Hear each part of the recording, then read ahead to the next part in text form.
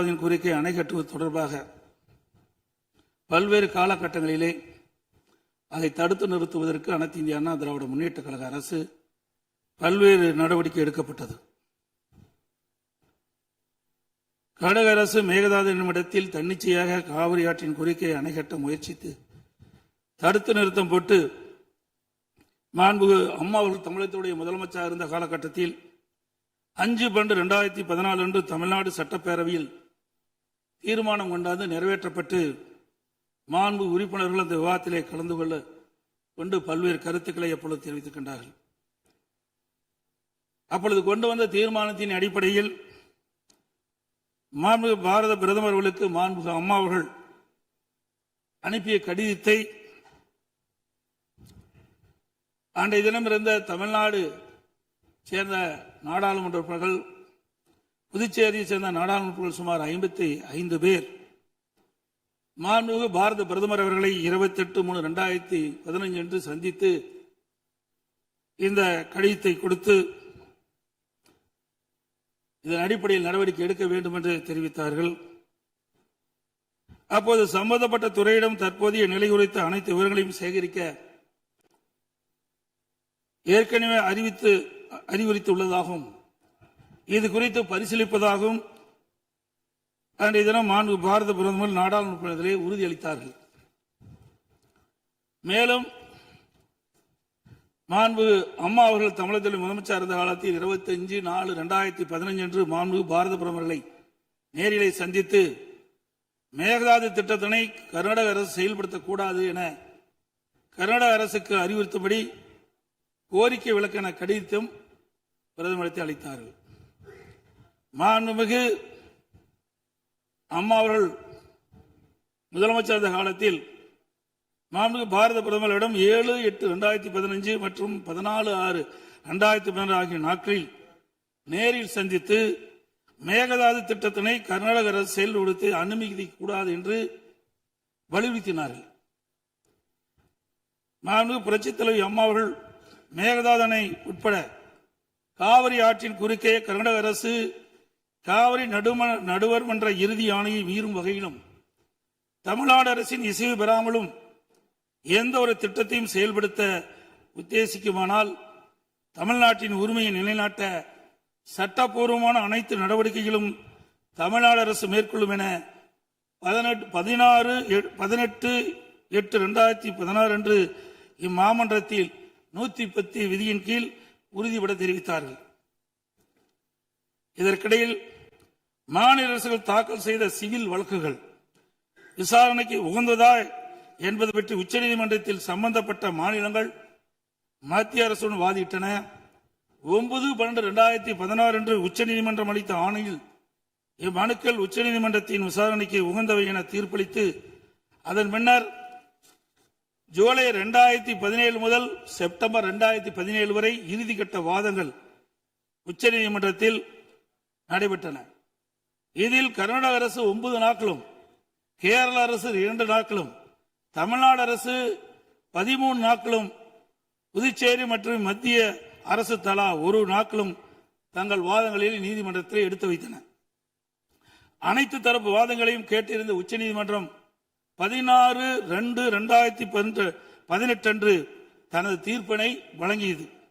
இத்தீர்ப்பின் முக்கிய அம்சங்கள் பின்வருமாறு: பன்மாநில நதிகள் தேசிய சொத்து, எந்த ஒரு மாநிலம் தனி உரிமை கோர இயலாது என்று நவம்பர் 1991 ஆண்டிய உச்சநீதிமன்றத்தின் கருத்து இத்தீர்ப்பில் மீண்டும் உறுதி செய்யப்பட்டுள்ளது.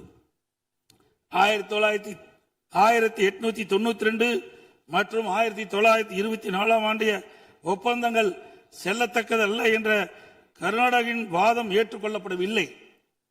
கர்நாடக அரசு தமிழ்நாட்டின் பாசன பரப்பான 24.708 லட்சம் ஏக்கர் என்பதை 21 லட்சம் ஏக்கர் என குறைக்க வேண்டும் என நடுவர் மன்றத்தின் முன் வாதிட்டது.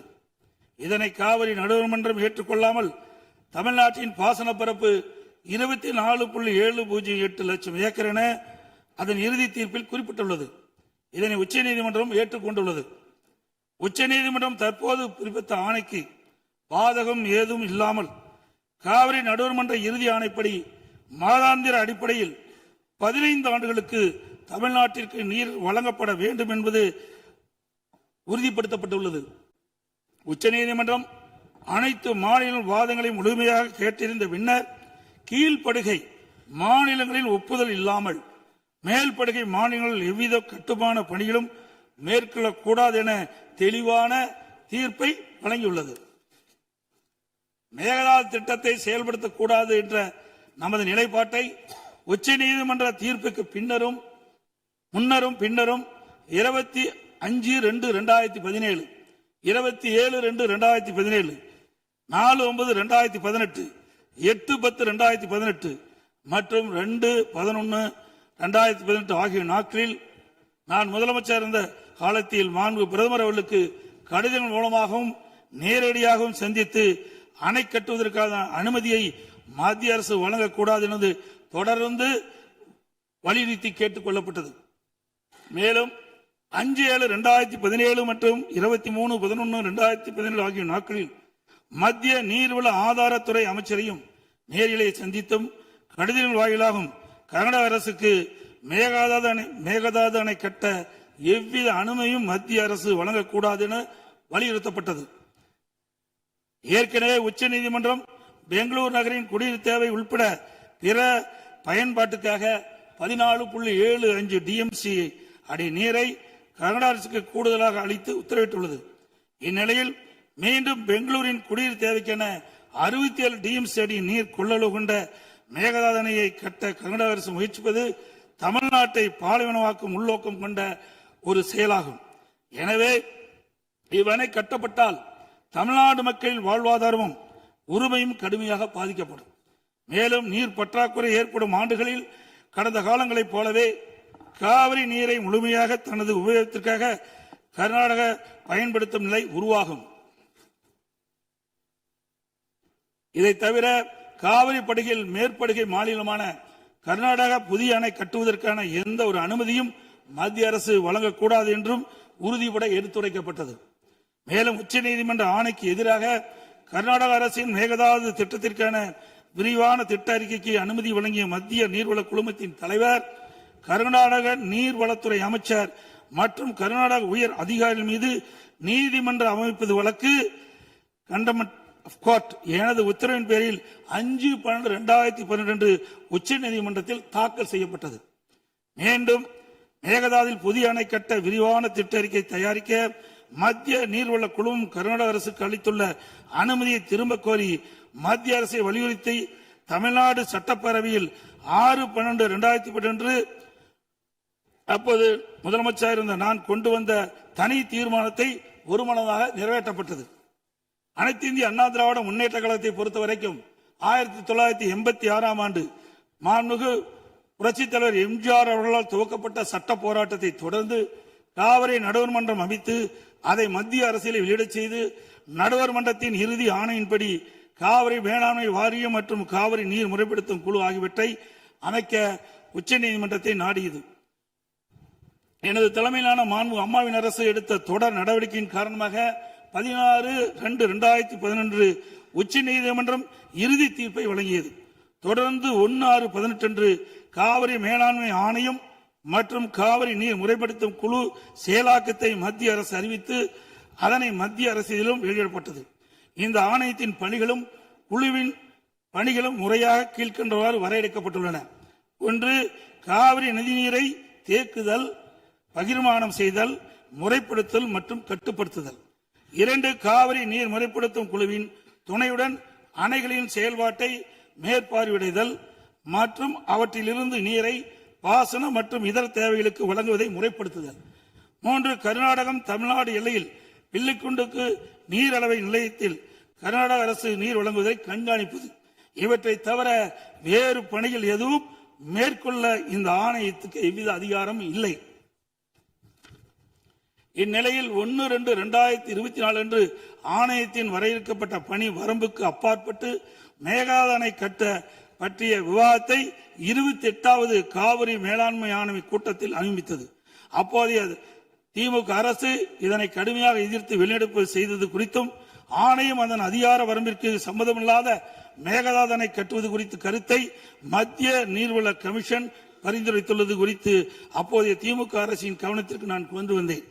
குறிப்பாக 14/2/2024 அன்று சட்டமன்றத்தில் நான் எங்களது ஆட்சி காலத்தில் கர்நாடக அரசு மேகதாது அணை கட்டுவது குறித்து விவாதிக்கும் அதிகாரம் ஆணையத்திற்கு இல்லை என்றும் 2018 ஆண்டு மேகதாது அணை குறித்து பிரச்சனை மத்திய நீர்வள கமிஷன் பார்வைக்கு சென்றபோது எனது அரசு 5/12/2018 அன்று மத்திய நீர்வள கமிஷன் என்ற இயக்குநர் மீது உச்சநீதிமன்றத்தில் நீதிமன்ற அவமதிப்பு வழக்கை தொடர்ந்து என்றும் இன்னும் அவ்வழக்கு நிலுவையில் உள்ளது என்றும் திமுக அரசு தொடர்ந்து நடத்திட வலியுறுத்தியதோடு தமிழக நலன் பாதுகாக்கப்பட வேண்டும் என்பதையும் உறுதி செய்யும் வலியுறுத்தப்பட்டது. இந்த நிலையில நாம் ஏற்கனவே உச்சநீதிமன்றம் அளித்த தீர்ப்பு நமக்கு ஒவ்வொரு ஆண்டும் கர்நாடக அணையிலிருந்து 177.25 டிஎம்சி தண்ணீர் திறக்கப்பட வேண்டும். ஆனால் அவர்கள் முறையாக திறக்கப்படுவதே இல்லை. ஒவ்வொரு மாதம் நாம் போராடி தான் கர்நாடக அணையிலிருந்து தமிழ்நாட்டிற்கு தண்ணீரை பெற்று வந்து கொண்டிருக்கணும் என்பதையும் நேரத்தில் சுட்டிக்காட்ட விரும்புகின்றேன். இந்த நிலையில 2024 ஆண்டு கர்நாடகாவில் மாண்புமிகு முதலமைச்சர் சீதாராமையா முதலமைச்சர் பதவி வைத்த போது துணை முதலமைச்சராக நீர்ப்பாசனத்துறை பொறுப்பு வைத்த மாண்புமிகு துணை முதலமைச்சர் சிவகுமார் அவர்கள் 16/2/24 கர்நாடக பட்ஜெட்டில் காவிரி ஆற்றின் குறுக்கே மேகதாது அணை கட்ட பல ஆயிரம் கோடி ரூபாயை ஒதுக்கியுள்ளதாகவும் அறிவித்தார். அனைத்து இந்திய அண்ணா திமுக சார்பில் இதை அப்பொழுதே கடுமையாக எதிர்ப்பதுடன் அப்போதைய திமுக அரசு உடனடியாக சட்ட நடவடிக்கை எடுக்க வேண்டும் என்றும் வலியுறுத்தப்பட்டது.